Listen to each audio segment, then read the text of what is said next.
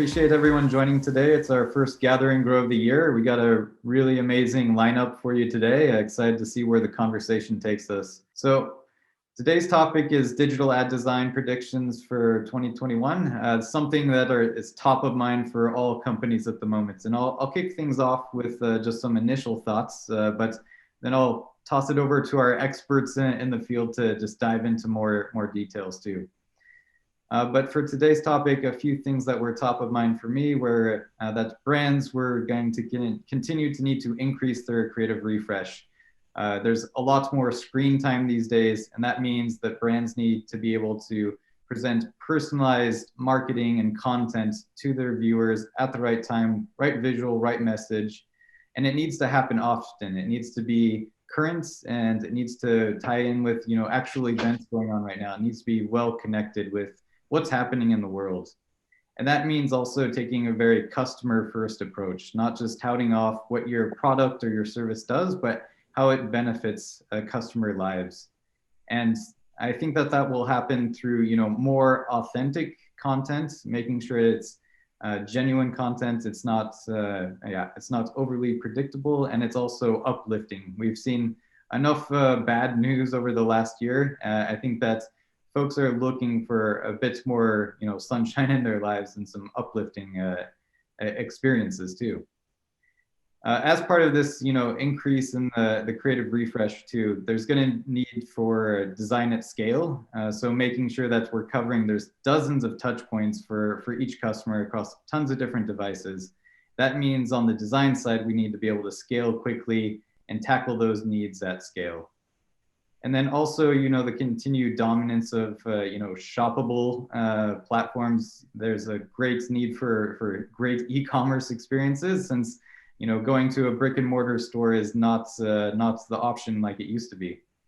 We've also seen a trends in the live platforms as well, making sure that there's like live content, live platforms, and being able to shop through those seems to be making a definite comeback these days too.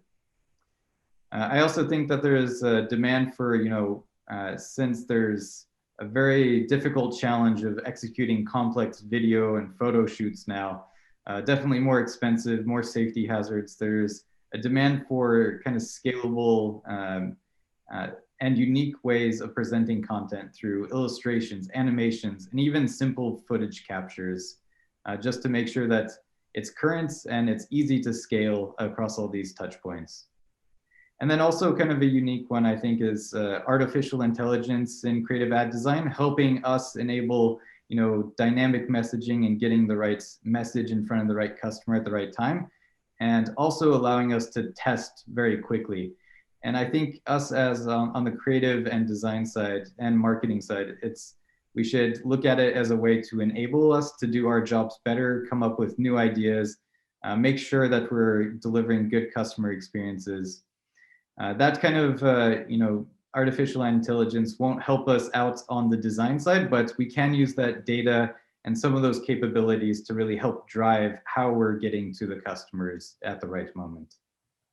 But yeah, those are just some thought starters from my side, and very excited to dive into more details with each of our very talented and experienced speakers today. So first up, Steve, would you mind kicking us off with your thoughts on the subject? Absolutely. A few notes for our beloved audience. Number one, I'm on the road in a bed and breakfast with walls that match the slide background. So just want to make sure that it's appropriate for a design discussion that I chose an Airbnb just for this purpose. Just want to make sure you guys knew that. So apologies in advance. It sounds like urban warfare. 1 foot from where I'm staying is a big renovation, so I apologize in advance for a lot of the noise. And welcome all from around the world. We're going to start with, I'm going to go more thematic at this point. And we're going to start with essentialism. And some people might call this minimalism. But I'm not so sure I agree with minimalism as the word to best describe this it's a philosophy. We explore the problems of human existence in essentialism, or in design terms, we make life easier for other people. So when we do our job, it's quick because there's no improvement in any system if it's slower than the previous system. And our customers have minimized their time to tasks so they can get back to other things like applying for a vaccine. But there are a set of characteristics that make people what they are. And, you know, we just heard Ben mention data and its important role. And, you know, there are a lot of designers out there that used to thumb their nose. Hopefully they no longer do that at data, thinking that's just for salespeople and for engineers. Oh no, data is another word for customer. And the essentials of what a customer needs to experience in a place like Amazon or Shopify or Lowe's or Target.com. It's not about getting more done in less time. It's about getting only the right things done in the first damn place. So essentialism is more customer obsessed than minimalism, because minimalism can leave people confused. Essentialism is giving them exactly what they want at the right moment. And this is what made Amazon the juggernaut that it is.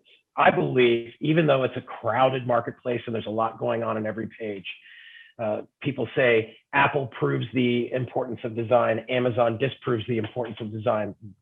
Let's leave that for another day. But this is what made Amazon great, because it basically everybody has their own Amazon according to their shopping and purchase behaviors. And so Amazon knows you well enough because of your past activity to be able to give you what you believe is essential to get in, get out, get that toothpaste in 2 hours or less. Let's go to the next one. Unapologetic humanity. Yes, we've learned over the last 12 months that real people actually exist.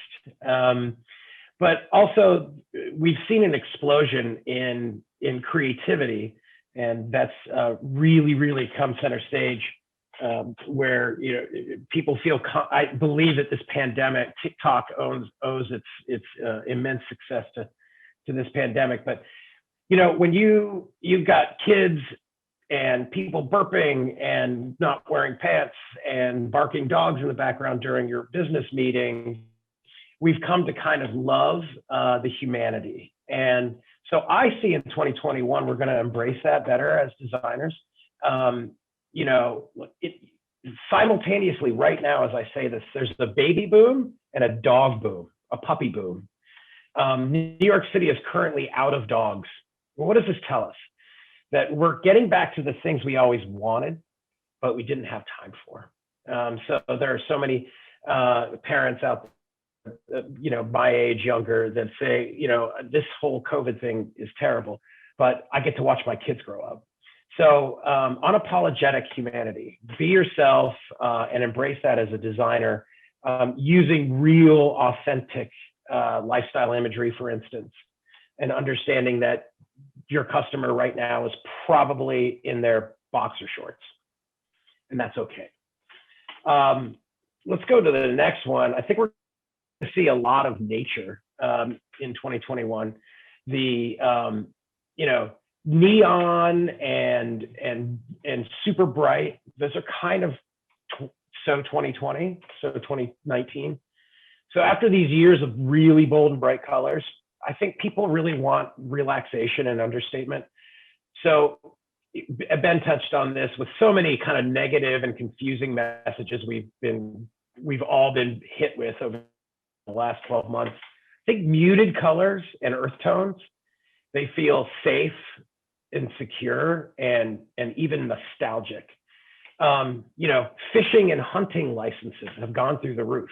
People can't find this thing that helps them make the best sourdough bread. People are going back to the basics, and that starts with nature. So, and then also, of course, one of our many crises humanity is enduring is sustainability. So I think that nature is always a safe bet with the right audience. going to go to number 4 real quick, and I'll get moving because I think my time is coming up. Daytime dark. So,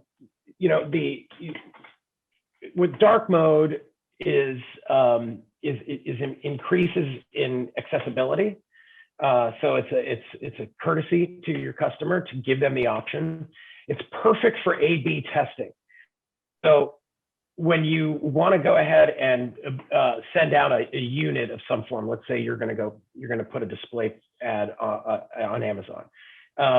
You start with different backgrounds and let the robots fight it out and see which one your customer prefers. It usually indicates that the dark mode is dominant in mobile and light mode is dominant in desktop. So it's really interesting. But I see that there are going to be a lot of apps that are going to offer the option of dark mode. And interestingly, text on a dark background white text on a dark background appears a lot bolder than white text on a background. And so that's why a lot of experts only use shades of white against black. Otherwise, it's not helping your customer. And let's face it, millions of professionals are doing a lot of work, or they're shopping, or they're reading, or they're texting later at night after having to manage their family all day at home. So the ease of legibility in dark mode is a game changer for a lot of folks that are staying up a lot later than they used to. And I don't think that trend is going to stop. And then finally, structuralism. So this is back to basics. It's not too dissimilar from what I was just talking about with nature, but you guys, jigsaw puzzles and coloring books, card games and candles. Amazon sold out of these things. I mean, the freaking sourdough strain, you can't find one. So structuralism is, it's reconstruction, not disruption. So like a jigsaw puzzle. Amazon's out of stock. They were out of stock. We want control of simplicity once again. So give that to them as designers. Familiar and family are of the same root. So as a customer, you feel like you're wanted when something is familiar. And that takes the data that we started the conversation with to really understand what's really important to your customer. Make them feel cozy if you can, because there's a lot of noise out there. And then finally, just to cap this off, there are real positives in these new dichotomies, that we're hyper tech forward, yet we're going back to nature. We've never had more access to information, and people are taking news diets. There's a lot of dualities out there. But as designers, it's always about balance, and it's about customer, and that emphasizes the need for empathy and insights. And I'll cede the floor to the next expert. Great notes, Steve. And I think you brought up on the nature topic, nostalgia, which kind of brings up an interesting kind of sub-trend too, where I've seen a bit more in the last few months, some more like throwback designs and creatives and advertising. I think that also gets back to your last point on just like familiarity and safety too, is calling back to maybe, not as hectic times too. Exactly. We all need a hug. Mike, you're up next. Excited to hear what you got to say. Great, thank you. Yeah, and I think just to kind of continue on from that last bit, there's a little bit of self-reflection and self-awareness that brands are having to do now, being very, very careful about the type of messages, not being too overly pushy in sales tactics. And I think nostalgia is really a big part of that. But, in nostalgia, we think about going out and going shopping, going to retail stores, and what we've seen, and I know everyone's kind of sick of talking about COVID and it's what it's done to the industry, but it's really going in our topic of digital ad design trends for 2021 is, I think, mostly all about what COVID has done to that and how it's shifted the landscape. And what we've seen on our end, in KANE and just in our digital ad experience, that really accelerated the growth of e-commerce by years in a matter of weeks, and growing still. And we've seen the downfall of many brick and mortar stores and the rise of many new industries where we have home delivery, and I know it varies globally. In the U.S. though, the growth has been 32.5%, which is about 14.5% of all retail sales in the U.S. And in 2021, or by 2024, it'll be almost 21% of all retail sales in the US. We've seen major players in the brick and mortar space that weren't set up for e-commerce fail. And it's driving a huge shift toward digital advertising, e-commerce, ad budgets. And our clients and other large brands have been quickly shifting budgets toward digital campaigns, and we're seeing a large growth in the adoption of what we're calling inside out approach to brand building, which is they're taking away the traditional avenue of building out an international TV spot, cutting it down, and then running a campaign in all the channels across that based on their TV spot. It's starting the opposite now, and more brands are shifting toward first building a digital experience, a digital platform, getting their brand right, their brand presence right on Amazon and other e-commerce channels, and then starting from there, doing an inside-out approach and expanding outward.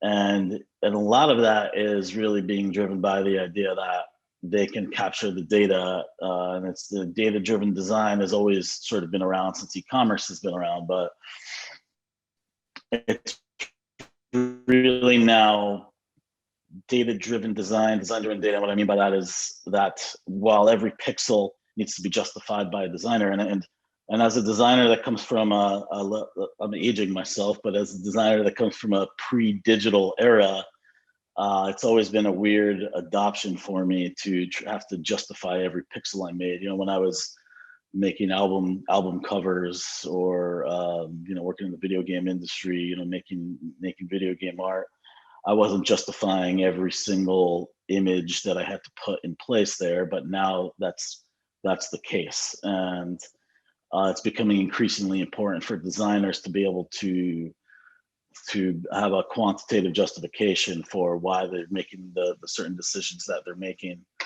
and why they're making the choices that they're making. Like, for instance, we know certain colors perform better, certain background colors perform better.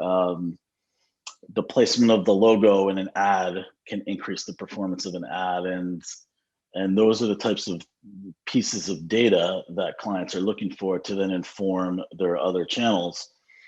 But they're also realizing there's an increasing industry acceptance of the role that design is playing for that campaign performance. So I think, to your point earlier, Ben, where you were talking about the growth of AI design and dynamic design, and those are, I think, also important for an overall ad spend for brands, but they're really understanding the difference of where in a customer journey those things are reliable, and there's an increasing industry acceptance of the role that design is playing for the performance of the data that they're going to capture. So it's become sort of a loop of the data drives the design, and the design helps increase the performance and drives the data that then influences design, and so on. So we get into this loop of designers kind of running around trying to justify everything that they're doing, but also using that data to influence the things that they're doing to help the performance. It's a little exhausting, but it's an important part of the process for designers, and I think more and more designers are really understanding how to use that data to influence the designs that they're putting forth in the campaigns, and it's creating some really interesting campaigns, interesting experiences, I should say. And like as Steve said, more essentialism than minimalism. And because of that, ads have sort of become a gateway to a larger experience. And what I mean is, it's increasingly become a holistic customer experience across every channel, and not just an ad placement here or one single campaign that is then blown out across every single channel. That brands are realizing that how they approach their social versus how they approach their e-commerce versus how they approach YouTube, influencers, TV, and understanding that using all of those channels will result in a different experience for a customer, understanding the mindset of the customer, how they're shopping, what the messaging is, and the way all of that will appear and look to a customer who's shopping. So ads are now seen as, or being more increasingly seen as a doorway to that experience, and the advertising will shift and change even within seconds to a customer. So a customer who's currently looking at a specific category might see a specific ad with specific image and specific messaging. And once they move on to something else, they're seeing a whole new message, a whole new image, and it's all part of a larger holistic experience that evolves across all of the channels, all meant to be an encompassing experience, which is something that can only be done really in digital design instantly. So they can go from an awareness to a purchase in a matter of seconds, with the understanding that the customer mindset shifts depending on where they are within that purchase funnel. So I think there's so many more things, and a lot of those things that have started to show themselves in what you were talking about with live purchasing. A lot of, like, we're seeing a lot more short form video that's becoming better at helping customers make purchase decisions, product features, customer benefits, and a lot of live stream and shoppable video as well is becoming a big part of that.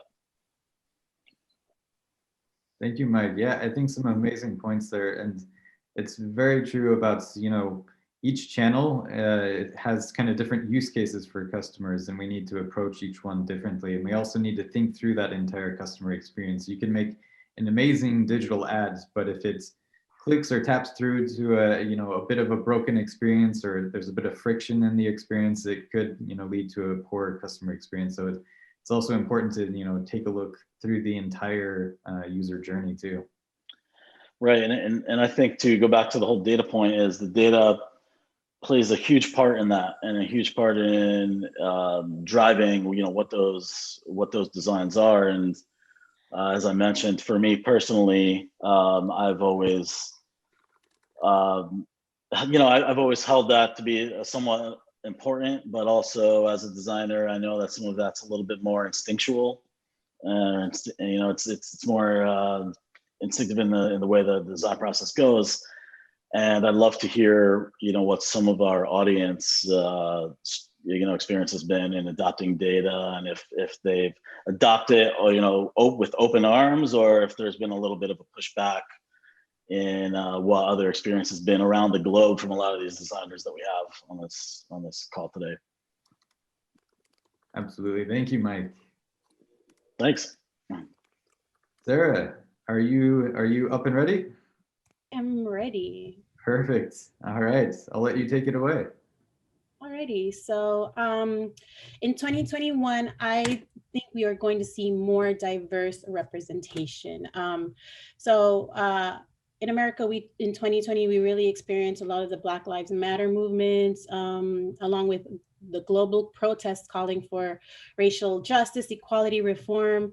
And for me, living in mid-city Los Angeles in the thick of some of the actual protests, it really was a life-changing experience. And at this point, I think our collective perceptions have been altered, and the awareness has spread beyond just our own individual communities. So it's no longer okay for brands not to take a stand and at least to participate in the conversations happening around representation. And it's especially true for American brands and any of those with American customers. I think we have the important job of not only embracing, but accurately portraying diversity and inclusion. And it's critical, I think, that we do so in 2020 and beyond.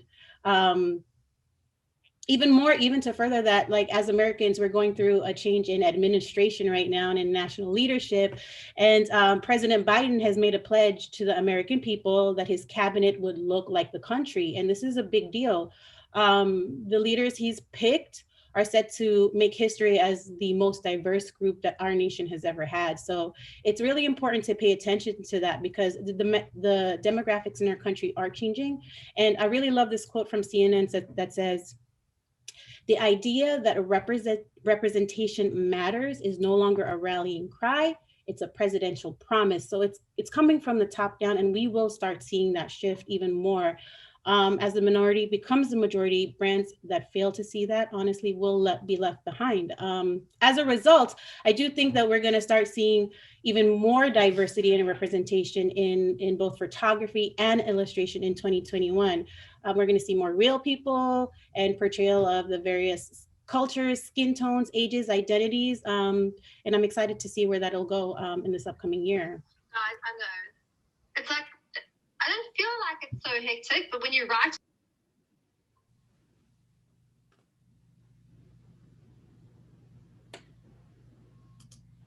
Okay, I think, I didn't know if someone was making a comment, but I think it must have been God.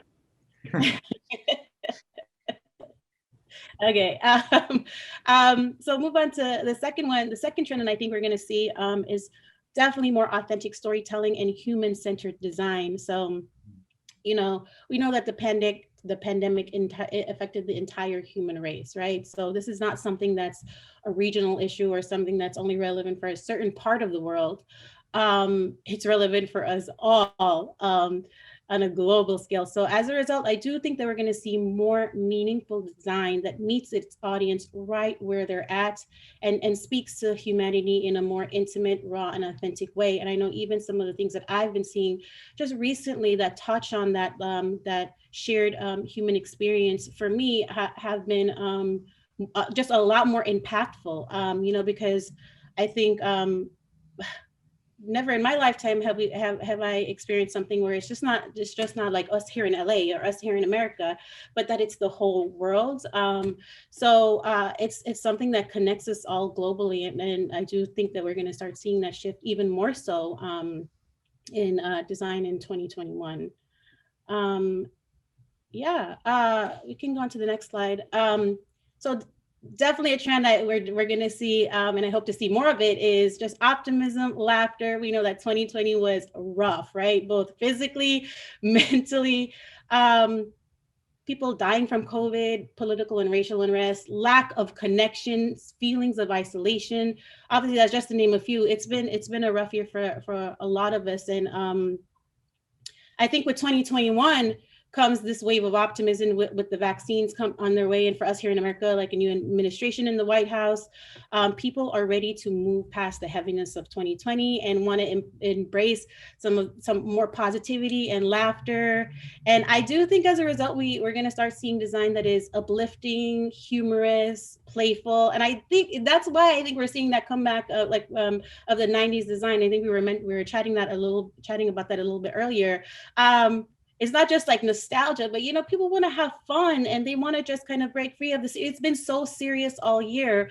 So it's interesting where design is similar to fashion, like fashion, you'll see the different styles come back, and now kind of seeing 90s, like this is kind of the first like digital wave of like, we're going to start seeing 90s styles come back. And I don't know if I'm going to be incorporating a lot of that, but I think into our own design here at Supercharged. But I'll definitely be keeping an eye, because there is this feeling of like just fun, and just want to just kind of break free from like the isolation and darkness that we've been feeling over the past year. So and I don't know about you, but I know like I've actually enjoyed seeing some of the ads or things that that have taken what we're going through and just, touched on like the funny aspects of it. That's why I think memes are so brilliant, because they hit a pain point that is so relatable in a human way, right? And I've been loving the ads that display that portray virtual meetings. One of the commercials that I love, I don't know if you guys seen, is the Progressive one. So hilarious, so relatable, where they're working from home and it's the tech issues. And they came out with that really quick, like soon as we started working remote. And for me as a consumer, seeing that, feeling like seen and heard and understood in that way, it's going to be so important. And just make it funny. Let's lighten up and find ways to bring a little bit of optimism and humor into the lives of our customers, even through design. And there's so many ways that we can do that. Yeah, and then we can go on to my last point on the last slide. I wanted to throw this one in there because I know for us here at Supercharged, it's something that we've seen just in the way that we're capturing our footage and creating our content and designs and how we're working with that. First, we've had to quickly change, there's been a change and shift in the way we should shoot and capture footage. And I figured if we're experiencing that, it must be similar for a lot of companies. We had to quickly kind of learn how to do remote shoot remotely. How does the logistics of that work? We had to literally figure it out. And we have done some projects where we just went in with some iPhone footage because we had to crowdsource. And one of the things I loved about that for us is that it touched into like what I was talking about more earlier, that more authentic story, like authentic storytelling, the human-centered design, like just getting down right where the people, meeting the people where they're at. And so it worked. It really works for us. And I mean, it has cut down on cost and budget in tremendously, which has been great for 2020. And I do think that, I know for us, we're going to continue that in 2021 as we're as the year progresses, and we see where we end up the end of the year with like vaccines and such. We also have relied a lot more on motion graphics and kinetic typography, like creating pieces of content and ads and that can be as interesting and amazing to watch as like full, shoots, but finding more interesting ways to speak to the audience using typography and just finding ways to bring more creativity to that side of things, so that we don't have to shoot or have any photo shoots or capture any footage. And for us, for brands like ours, we're even looking at ways to how to for being able to repurpose, reuse, and repackage some of our existing content. So we're going back into just we're being forced to just kind of think outside the box, become savvy, because we don't have access to the things that we did before, and we have to socially distance. So how do we kind of, but the deadlines don't change, at least not for us. We still have things that we got to do, the projects we have to find ways to meet the goals. And so we're becoming even more savvy with how to kind of use what we have and find ways to repackage it in a fresh and exciting way. So those are some of the things that I think we're going to see in 2021 and hopefully beyond.